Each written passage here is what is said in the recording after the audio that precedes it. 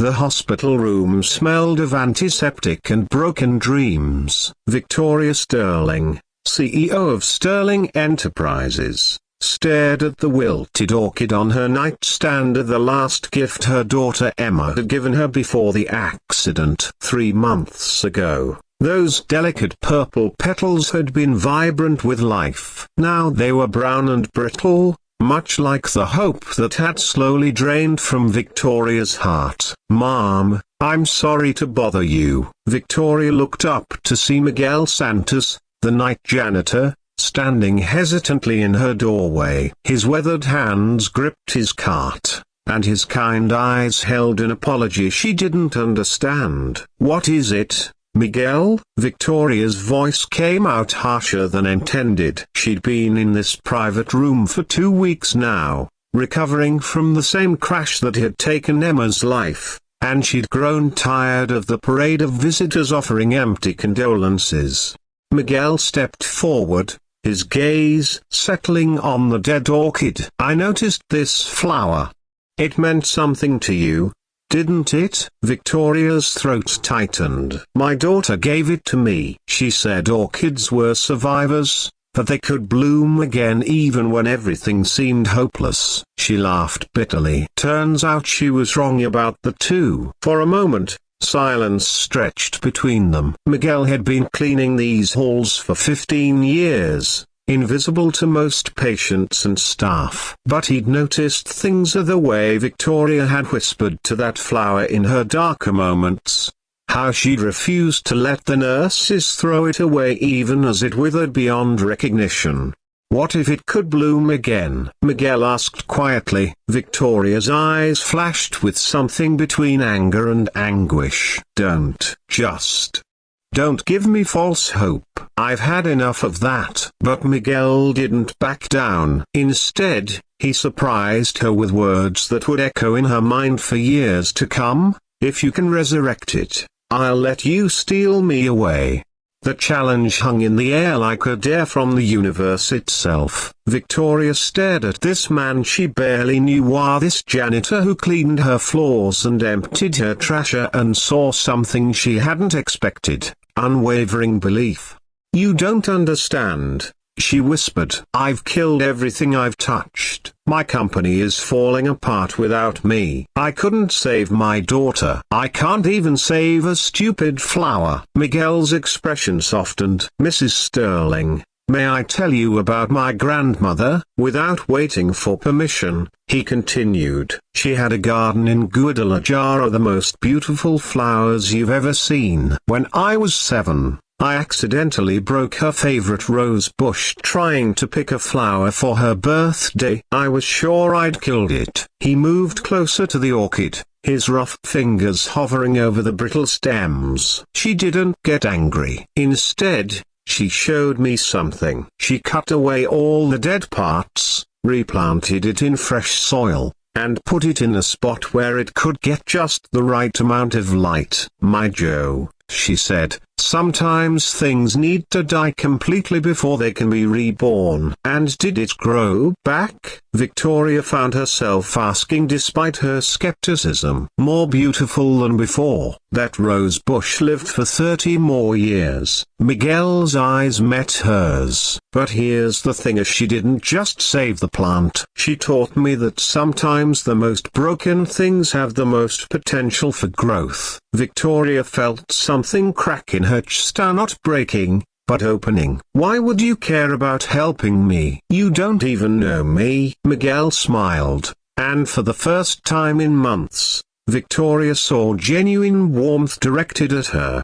"Because 3 weeks ago, when I was cleaning your office building, I heard you on the phone with someone about my son's medical bills. You didn't know I was there. You paid for his surgery completely anonymously. Carlos is walking again because of you." The words hit Victoria like a physical blow. She'd forgotten about that call, forgotten about the stack of employee medical bills she'd reviewed that night, forgotten about the young man whose spinal injury had bankrupted his family. It had seemed like such a small thing at the time, just numbers on a spreadsheet. "You You're Carlos's father, and you saved his life without thinking twice about it. So yes, Mrs. Sterling, I believe if anyone can bring something back from the dead, it's you." Tears she'd been holding back for months finally spilled over. "I don't know how." "Then let me help you." What followed was the most unlikely partnership in Sterling Memorial Hospital's history. Miguel brought soil from his own garden,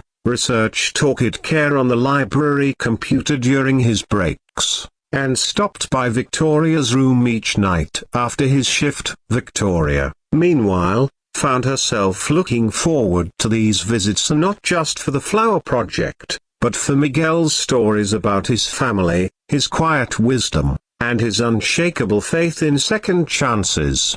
The orchid looked worse before it looked better. They had to cut away nearly everything, leaving what appeared to be just a sad collection of roots and one stubborn green shoot. Victoria wanted to give up a dozen times. "It's hopeless," she said one particularly dark evening. "Maybe some things are just meant to stay dead." Miguel sat down in the visitor's chair as something he'd never done before. "My wife died 5 years ago. Cancer. For the longest time, I thought that was it for me, that the best part of my life was over. But then I realized something. She didn't just leave me grief. She left me Carlos, and memories, and the ability to love others the way she taught me to love." He gestured to the pitiful orchid. "This plant isn't just your daughter's gift, is it? It's your chance to prove that love doesn't die you, it just changes form." 6 weeks later,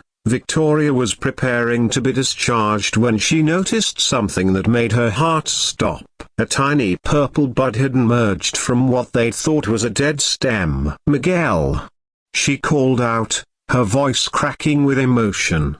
He came running, and when he saw the bud, his face broke into the biggest smile Victoria had ever seen. "Look at that," he whispered. "She's coming back to life." Victoria couldn't speak for several minutes. When she finally found her voice, it was to say something that surprised them both. "You know what this means, don't you?" Miguel looked confused. "What?" "I made you a promise. If I could resurrect it, you'd let me steal you away." Victoria's eyes were bright with unshed tears and newfound purpose. "Miguel Santos, how would you like to be my new chief operations officer?" Miguel's jaw dropped. "Mom, I don't understand." "You've taught me more about leadership, compassion, and resilience in 2 months than I learned in 20 years of business school. My company is struggling because I forgot what you never lost to that success isn't measured in profit margins. It's measured in the lives we touch." The janitor who had spent 15 years invisible to the corporate world suddenly found himself being offered a chance to transform it. But more than that, he'd helped a broken woman rediscover that some things are love, hope, human connection are truly our resurrection proof. A year later, Sterling Enterprises was not just profitable again but had become known for its unprecedented employee care programs and community initiatives. Victoria kept the orchid on her office desk, where it bloomed regularly, reminding her daily that the most beautiful growth often comes from the deepest wounds.